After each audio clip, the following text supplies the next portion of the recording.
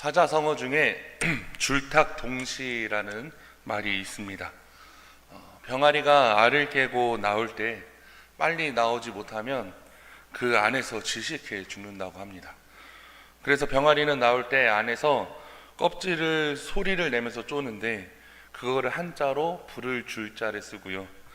또 그 부를 줄자에서 줄, 그리고 그 소리를 듣고 어미닭이 밖에서 소리 나는 것을 쪼아준다고 합니다. 그래서 쫄탁해서 줄탁이 동시에 일어난다. 줄탁 동시라는 단어예요. 그러니까 달걀 안에 있는 병아리가 소리를 내면 밖에 있는 어미가 이게 깨주는 역할을 한다라는 거죠. 이 사자성어는 사실 교육계에서 코칭 리더십 훈련 때 많이 쓰이는 단어이기도 합니다.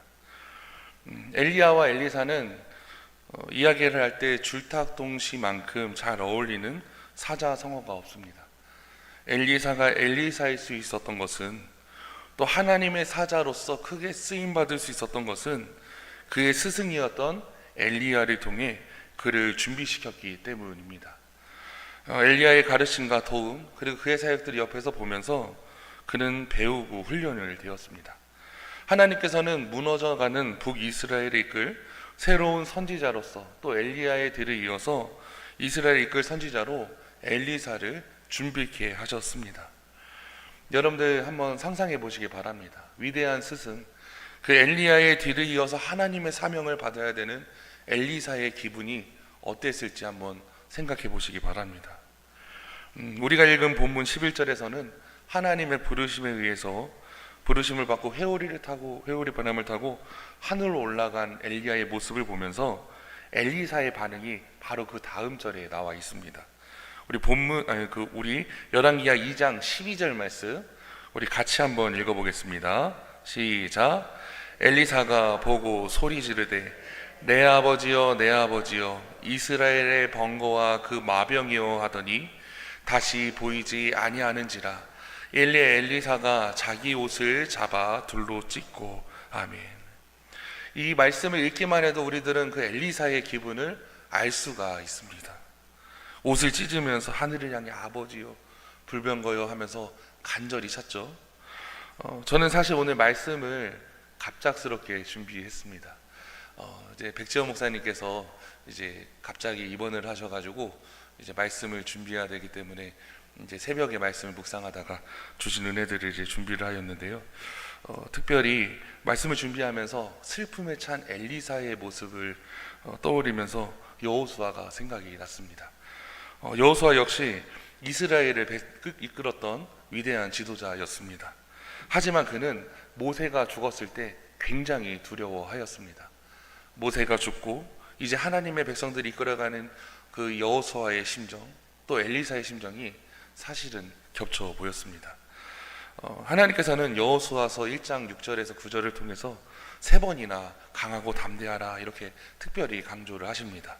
우리 여호수아서 1장 9절 말씀도 한번 읽어보겠습니다. 시작.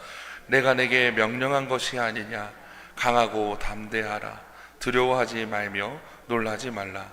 내가 어디로 가든지 내 하나님 여호와가 너와 함께 하느니라 하시니라. 아멘. 하나님께서는 이 두려워하는 여호수아에게도 그렇고 엘리사의 삶에도 통하여서도 그렇고 끊임없이 하나님의 역사들을 이루시면서 힘을 주십니다. 여러분들에게 있어서 엘리야와 같은 선지자 같은 믿음의 사람을 보내주셨다면 그를 의지하는 것은 굉장히 당연한 것일 것입니다. 엘리사가 엘리야를 의지했던 것처럼 여호수아가 모세를 의지했던 것처럼 말입니다. 우리들의 신앙들도 생각을 해보면 분명 누군가의 모습을 담겨져 있습니다. 새벽기도 나가는 거, 예배 드리는 거, 기도하는 거, 찬양하는 거, 신앙생활하는 거, 헌금생활하는 거, 이런 것들이 사실은 누군지는 모르겠지만 누군가의 모습을 닮아 있다라는 거죠. 제가 FG 리더자 훈련 때 제가 맡은 파트에서 강조했었던 점이 있습니다. 새신자들에 대해서 새신자분들이 속회에 들어갈 때 굉장히 중요하다라는 거예요. 왜냐하면 첫 번째 만나는 속장님, 속도원들의 모습이 그분의 신앙생활을 하는 데 있어서 평생 생활하는 데 있어서 큰 영향을 받기 때문에 굉장히 중요하다라고 교육한 적이 있습니다. 중요한 것은 우리들도 누군가의 모습을 보고 그렇게 배우는데, 의지하게 되는데, 오늘 말씀처럼 우리들의 엘리야가 떠나는 날이 분명히 다가오게 됩니다. 그러면 그때가 되면 나는 누구를 의지해야 되는가? 당연히 우리들 정답을 알죠. 하나님을 의지해야 합니다. 하나님을 의지해야 되는데 엘리사도 그렇고 여호수아도 그렇고 자신의 명적인 멘토들이 없어졌을 때 그들은 굉장히 큰 두려움이 있었고 혼자 남겨진다라는 두려움이 있었습니다. 그래서 엘리사는 특별히 스승의 엘리야에게 홀로 남겨진 자신에게 갑절의 영감을 달라고 간구할 정도로 기도를 했습니다. 그는 분명히 홀로 남겨졌지만 위대한 길을 걸어가게 되고 하나님의 역사를 이루게 됩니다. 특별히 오늘 말씀은 이 저희가 읽은 본문 그 이후에 나오는 말씀들로서 엘리사가 홀로 서야 했었던 세 가지의 장소를 통해 그 장소에 일하셨던 하나님의 은혜를 나누는 시간이 되길 소망합니다. 특별히 큰 은혜 받으시는 귀한 시간 되시기 주님의 이름으로 축원합니다. 첫 번째로 요단에 홀로 서 있을 때입니다. 우리 열왕기하 2장 14절 말씀입니다. 14절 말씀 우리 같이 읽어보겠습니다. 시작. 엘리야의 몸에서 떨어진 그의 겉옷을 가지고 물을 치며 이르되 엘리야의 하나님 여호와는 어디 계시니까 하고 그도 물을 치매 물이 이리저리 갈라지고 엘리사가 건너니라. 아멘. 엘리야가 회오리 바람을 타고 하늘로 승천한 후에 엘리사는 혼자 남겨지게 되었습니다. 그리고 자신의 스승이 갈랐었던 그 요단강에 서서 자신에게 그 떨어진 스승의 겉옷을 가지고 물을 치며 기적을 행합니다. 이 기적은 흡사 엘리야의 기적과 동일합니다. 바로 열왕기하 2장 8절 말씀인데요. 제가 읽도록 하겠습니다. 엘리야가 겉옷을 가지고 말아 물을 치매 물이 이리저리 갈라지고 두 사람이 많은 땅을 건너니라. 이전에는 엘리야와 함께 그 기적을 행하며 건너섰던 요단강인데 이제는 홀로 엘리사 혼자 서야 되는 순간이 다가왔습니다. 요단강은 엘리사에게 있어서 스승 엘리야가 없는 고독한 장소입니다. 이전에는 엘리야와 함께 여러 번 요단강을 건넜겠지만 이제는 홀로 서 있는 장소가 되었고 엘리야와 함께 있었던 배운 것들을 시험해야 되는 첫 번째 장소이기도 했습니다. 사랑하는 성도 여러분, 여기서 주신 하나님의 은혜를 기억하시기 바랍니다. 홀로 서 있는 자리는 자신이 누구인지 증명할 수 있는 절호의 기회라는 것을 여러분들 잊지 마시기 바랍니다.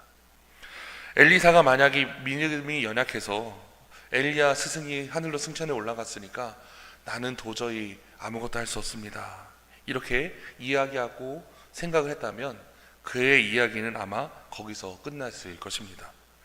그러나 그는 스승 말고 하나님을 의지하였고 엘리야의 수많은 이적과 더불어 역사들은 그의 개인적인 능력이 아니라 하나님이 주신 능력이라는 걸 알았기 때문에 하나님을 의지하여서 부르짖으며 요단강을 건너는 은혜를 경험하게 됩니다. 찰스 스웬들이라는 사람이 쓴 책 그리스도를 담기 위한 영감의 사색이라는 책에는 이러한 내용이 나와 있습니다. 제가 읽도록 하겠습니다. 최고의 자리에 있는 지도자들은 그 위치에 대한 값비싼 대가를 지불해야 한다. 모세에게는 가까운 단짝이 없었다. 여호수아도 그랬다.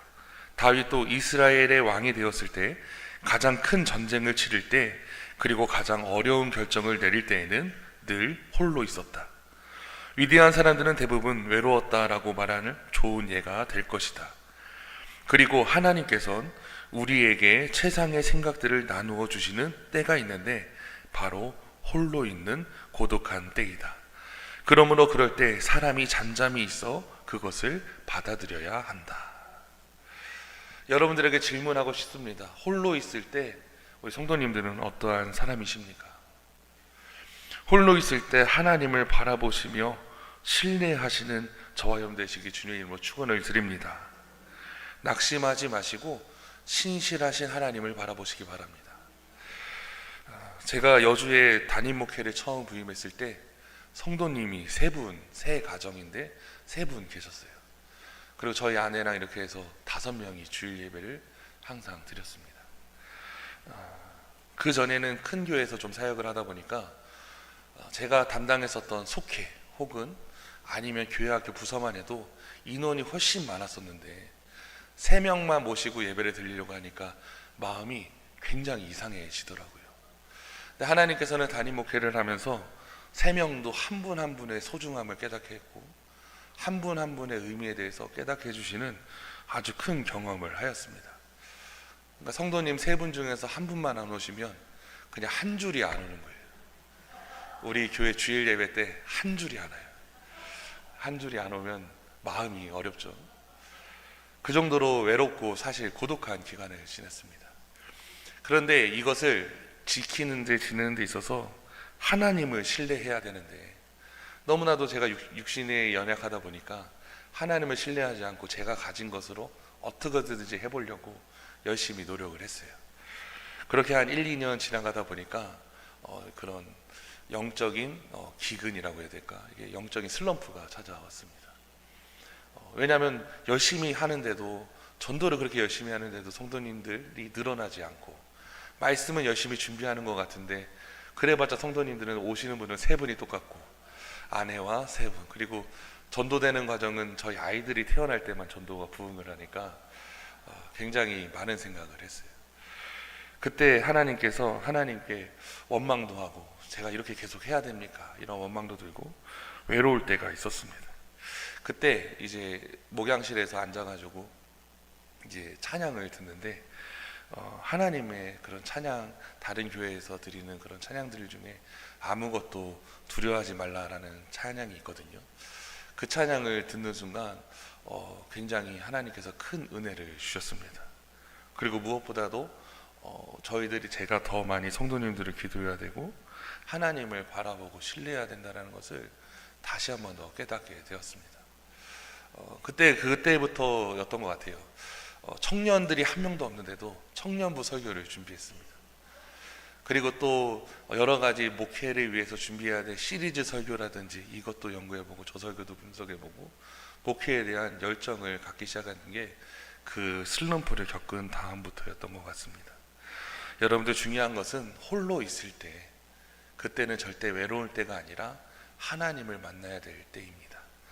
하나님을 바라보시고 낙심하지 마시고 신실하신 하나님을 의지하시기 바랍니다. 열왕기상 18장에서 19장에 보면 엘리야가 나옵니다. 엘리사의 스승이었던 엘리야는 갈멜산에서 위대한 승리를 해요. 갈멜산에서 바알과 아세라 선지자 850명을 이기는 너무나도 멋지게 영적인 싸움에서 승리를 하게 되는데, 그 이후에 평탄한 길이 열어지면 좋겠지만 이세벨 왕비가 너무나도 더 악독하게 괴롭히자 자신의 생명을 거둬달라라고 로뎀나무 밑에 가서 하나님께 애원합니다.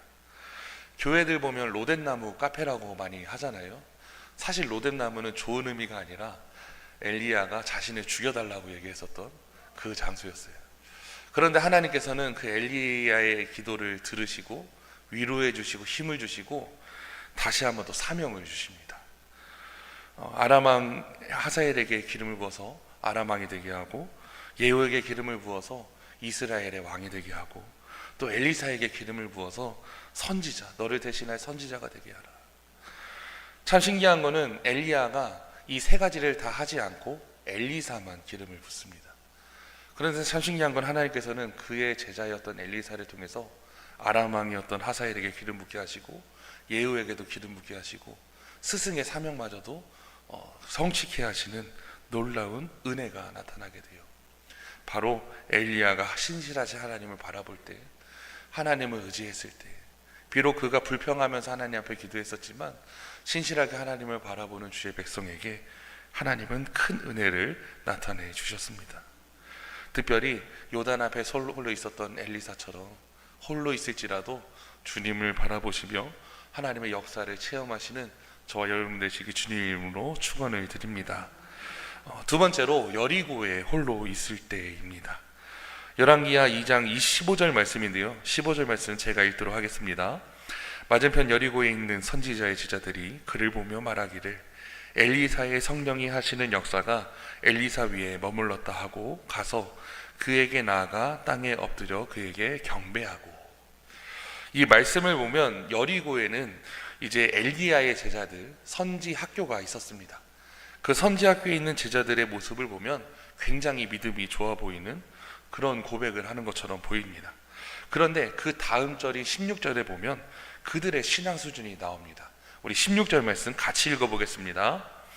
그에게 이르되 당신의 종들에게 용감한 사람 50명이 있으니 청하건대 그들이 가서 당신의 주인을 찾게 하소서 염려하건대 여호와의 성령이 그를 들고 가다가 어느 산에나 어느 골짜기에 던지셨을까 하나이다 하니라. 엘리사가 이르되 보내지 말라 하나. 자, 이 말씀 좀 띄워주세요. 이 말씀이 무슨 얘기냐? 이제 여리고에 있는 선지 그 학생들이, 엘리야의 제자들이 엘리사에게 얘기합니다. 우리의 스승님이 엘리야가 회오리 바람을 타고 성령님 말씀하신 대로 그렇게 하늘로 올라가다가 중간에 하나님께서 뭐예요? 이게 엘리야를 이제 뭐예요? 떨어뜨렸을까봐 하늘로 올라간 것을 온전히 믿지 못하고 그의 시신을 수습하러 가야 되니까 50명의 사람만 뽑아달라라고 지금 뭐 하는 겁니까? 이야기를 간청을 하는 것입니다. 이 말씀은 뭐예요? 사실 그들은 이미 엘리야가 하늘로 올라갈 것을 알고 있었습니다. 우리 말씀 열왕기하 2장 5절 말씀인데요, 우리 같이 읽어보겠습니다. 시작. 여리고에 있는 선지자의 제자들이 엘리사에게 나와 이르되 여호와께서 오늘 당신의 선생을 당신의 머리 위로 데려가실 줄을 아시나이까 하니 엘리사가 이르되 나도 아노니 너희는 잠잠하라. 이미 그들은 알고 있었습니다. 엘리야가 하늘로 올라갈 것을 알고 있는데, 하늘로 올라간 것을 알고 있는데도, 그리고 엘리사처럼 엘리야와 동행하려 하지도 않고, 또 7절에 보면 그들은 단지 멀리 서서, 우리 7절 말씀 띄워주실래요? 선지자 제자 50명이 가서 멀리 서서 스승과 또 엘리사가 가는 것을 멀리 서서 지켜보기만 합니다. 즉 그들은 불신앙적인 모습을 나타냈다라는 거예요. 저는 여기서 우리들의 신앙을 돌아보게 됩니다. 나는 과연 여리고에 있는 제자들처럼 내 안에는 불신앙이 있지는 않은가? 나는 정말 주님의 십자가와 부활과 죽으심과 부활을 믿는 자인가? 정말로 날마다 하나님을 갈망하며 주님과 늘 함께하고 있는가? 주님의 능력을 정말로 체험하며 살아가고 있는가? 이렇게 질문을 던져지게 된다라는 거예요. 누가복음 8장에 보면 예수님 주변에는 수많은 무리가 있었습니다. 그런데 그 무리들 가운데 12해를 앓은 혈루증을 앓은 여인이 있었고, 그녀는 예수님의 옷자락만 만지기만 해도 자신의 병이 나을 거라는 믿음 가운데 행하게 됩니다. 그때 하나님께서는 그녀의 병을 깨끗하게 낫게 하셨습니다. 자신에게서 능력이 빠져나간 것을 알게 되신 예수님께서는 누가 내 몸에 손을 대었느냐? 베드로는 이렇게 얘기하며 사람들이 몰려들어서 주님의 옷자락을 다 만졌기에 누가 만졌는지 모릅니다. 이렇게 이야기를 하게 되죠. 그녀를 고치신 것은 하나님의 능력이자 그녀의 믿음이었다라는 거예요. 수많은 사람들이 동일한 행동을 했지만 믿음으로 만졌었던 여인에게 은혜를 베풀어 주시는 하나님의 은혜가 나타납니다. 사랑하는 성도 여러분, 여러분들에게 질문하고 싶습니다. 여러분들의 믿음은 어떠한 믿음이십니까? 엘리사는 이처럼 불신앙적인 모습을 가진 제자들 앞에서 선지자로서 자신의 능력을 나타내야만 했습니다. 그리고 지금 여리고에 서 있는 자신보다 어떻게 보면 스승인 엘리야에게 향수를 느끼고 있는 그들 앞에서 이적을 행해야 했는데, 그 이적이 무엇이었느냐? 바로 여리고의 쓴물을 단물로 바꾸는 기적이었습니다. 우리들도 알고 있다시피 바로 소금을 이용해서 쓴물을 단물로 바꿨는데요, 제가 성지순례를 갔을 때 여리고에 있는 엘리사의 샘을 갔었습니다. 여리고 성은 종려나무 가지가 빽빽하게 놓여 있고 굉장히 화려하게 꾸며진 장소입니다. 믿기지는 않겠지만 아직도 저 엘리사가 샘물을 단물로 바꿨었던, 그 쓴물을 단물로 바꿨었던 그 샘은 아직도 분당 4,000리터 이상 물이 나올 정도로 굉장히 부유한 샘이라고 합니다. 엘리사는 불신앙적인 제자들 앞에서 홀로 남아 있었지만 스승의 엘리야에게 받은 영감, 그리고 하나님을 바라보며 나아갔을 때 그를 통해서 하나님은 놀라운 일들을 행하셨습니다. 그리고 그의 사역에서 하나님께서 함께 하신다라는 위대한 증거가 나타나게 된다라는 거예요. 우리도 삶에서 홀로 남겨지는 순간들이 있습니다. 또한 우리를 신뢰하지 못하는 사람들에게 증거를 요구받을 때가 있습니다. 그때가 바로 하나님이 우리와 함께 하심을 보여줄 수 있는 기회이자 순간이 된다는 것을 여러분들 기억하시기 바랍니다. 여러분들의 삶을 통해서 하나님의 역사가 나타나길 소망합니다. 저희 가정은 저희 아버지가 어떻게 보면 이제 저희 어머니부터 믿음의 1세대라고 할 수 있습니다. 저희 아버지는 하나님을 만난 다음부터는 저희 가정의 복음화를 위해서, 그러니까 저희 모든 가족들의 복음화를 위해서 굉장히 힘쓰셨습니다. 그러다 보니까 저희 가정이 본이 되다 보니까 저희 고모도 믿고 또 저희 할머니도 믿고 모든 이들이 하나님을 믿게 되는 은혜를 경험하게 됩니다. 제가 아직도 기억나는 게 저희 작은 고모가 제가 신학교를 간다고 했을 때 저희 고모가 이제 그때 성당을 다니셨거든요. 근데 뭐라고 하셨냐면 그 신학교 가면 돈 잘 벌어? 이렇게 얘기를 하시는 거예요. 목사님 되면 돈 잘 벌어? 그래서 제가 지기 싫어가지고 돈 잘 벌어요 이랬어요. 이랬는데 제가 목사 안수 받고 나서 저희 고모가 이제 집사님이 되셨거든요. 저기 양광교회를 출석하시는데 주건 목사님, 내가 그때 말실수를 했던 것 같아 이 얘기를 하더라고요. 그래서 저도 아니에요 집사님 이러거든요. 아니에요 집사님. 그때도 저도 지기 싫어가지고 그렇게 얘기했었는데, 참 감사한 거는 하나님은 정말로 풍성하게 채워주시고 또 하나님은 놀랍게 역사하십니다. 중요한 거는 우리들의 신앙의 자세가 세상 사람들 앞에서 검증받아야 되고 우리들의 모습을 통해서 하나님을 드러내야 할 때가 있어요. 특별히 우리 사랑하는 성도님들의 삶을 통해서, 특별히 우리 성직교회를 통해서 하나님의 역사가 나타나길 소망합니다. 마지막 세 번째로 베델에 홀로 있을 때입니다. 열왕기하 2장 23절 말씀입니다. 우리 같이 읽겠습니다. 엘리사가 거기서 베델로 올라가더니 그가 길에서 올라갈 때 작은 아이들이 성읍에서 나와 그를 조롱하여 이르되 대머리여 올라가라 대머리여 올라가라 하는지라. 아멘. 제가 오늘 말씀을 통해서 세 가지 지명을 얘기했습니다. 요단, 여리고, 베델이거든요. 지도 한번 띄워주실래요? 이제 그 지도를 좀 찾아보니까요, 그 이제 요단강이 나오고, 요단강은 표시가 안 돼 있는데 선지자가 됐었던 엘리야가 이제 엘리야가 승천한 이후부터 저 여리고에서 베델로, 그리고 갈멜산으로 갔다가 또 사마리아까지 모든 것들이 이제 사마리아 엘리사에 이동하는 여정이 나타나 있습니다. 특별히 열왕기하 2장부터 처음부터 읽어보면 참 신기한 거는 우리들이 읽어봐야 했었던 마지막 지형인 베델이, 이 사건이 굉장히 중요합니다. 왜냐하면 하나님의 종인 엘리사가 아이들이 대머리에 올라가라 대머리로 올라가라 이렇게 놀렸을 때 그 아이들은 저주를 받게 되고 40여 명의 아이들이 숲속에서 나온 곰에 의해서 죽임을 당했다라는 무서운 사건이 나타나게 됩니다.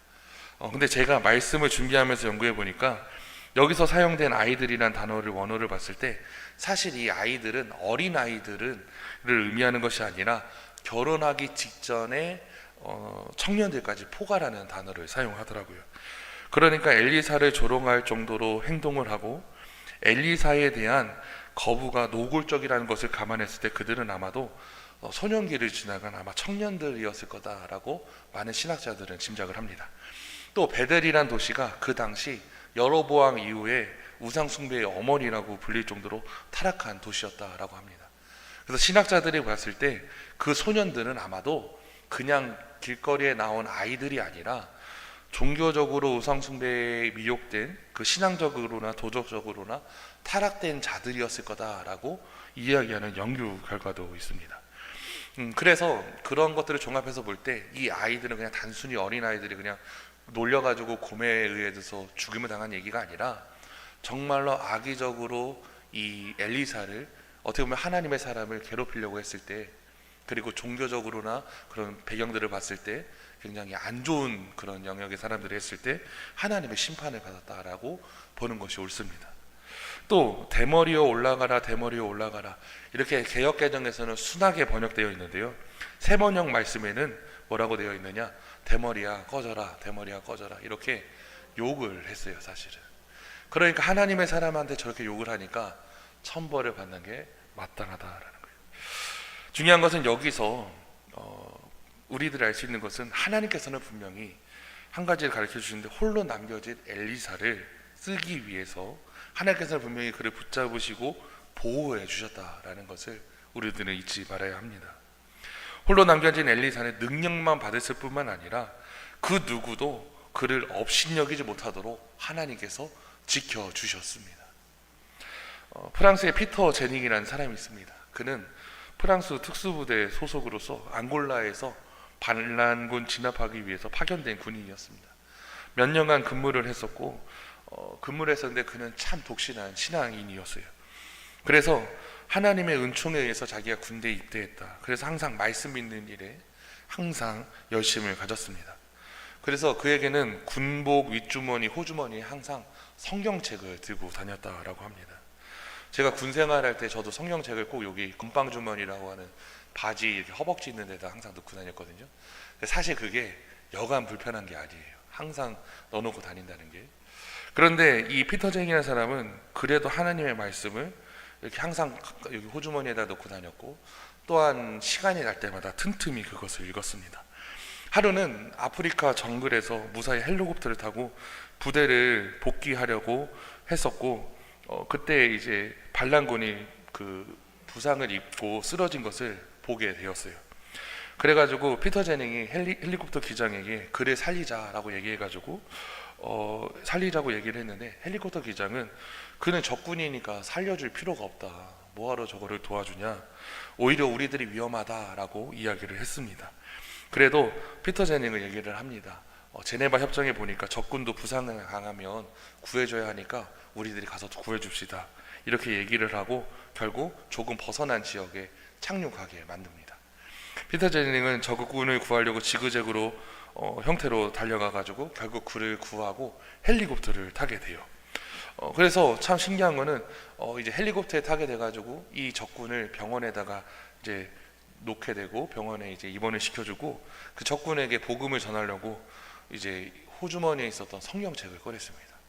호주머니를 꺼내는데 호주머니에서 성경책을 꺼내려고 군복을 벗으려고 했었던 그 순간 가슴이 약간 아픈 것을 느꼈습니다. 그때까지는 몰랐는데 총알이 달려와서 이렇게 뭐예요? 성경책에 박혀 있었던 거예요. 지그재그 달릴 때 적군한테 총탄이 날라왔는데 그것을 이제 박힌 것을 그 나중에 알게 되었습니다. 그래가지고 참 신기한 거는, 그래서 그거를 열어보니까 성경책에 총알이 박혀 있는데 어디까지 박혀 있었느냐? 놀랍게도 시편 91편 11절까지 들어가 있었대요. 근데 그 말씀을 보면서 그 다음 페이지를 읽을 수 없었답니다. 우리 같이 읽어보겠습니다. 그가 너를 위하여 그의 천사들을 명하사 내 모든 길에서 너를 지키게 하심이라. 아멘. 하나님께서 천사들을 명하셔서 지켜주셨다라는 거예요. 지금도 주님께서는 주의 백성들을 위험에서 건져주시고 지켜주시는 위대한 분이십니다. 우리들은 하나님의 은혜 없이는 단 한순간도 살아갈 수 없는 존재들입니다. 하나님께서 깨워주시고 살게 해주시고 지켜주시고 보호해주셨기 때문에 이 자리에 이렇게 나와서 하나님 앞에 예배드릴 수 있게 해주셨다라는 것을 여러분도 잊지 마시기 바랍니다. 날마다 하나님을 신뢰하시고 바라보시기 바랍니다. 말씀 마무리하겠습니다. 오늘 엘리사가 이제 엘리야가 승천한 이후 홀로 지나가야 했었던 세 가지 장소를 돌아와 보았습니다. 또한 세 가지 질문을 던졌죠. 홀로 있을 때 나는 어떤 사람인가? 나는 과연 하나님의 사람인가? 또한 내가 세상 사람들 앞에서 불신앙적인 모습을 나타내는 건 아닌가? 나는 세상 사람들 앞에서 어떠한 존재로 서 있는가? 돌아보시기 바랍니다. 마지막 홀로 남겨져 있을지라도 선하신 하나님의 인도하심을 누리며 살아가는 존재들인지 생각해 보시고, 특별히 하나님을 붙들며 살아가시는 저와 여러분 되시길 주님의 이름으로 축원을 드립니다. 기도하겠습니다.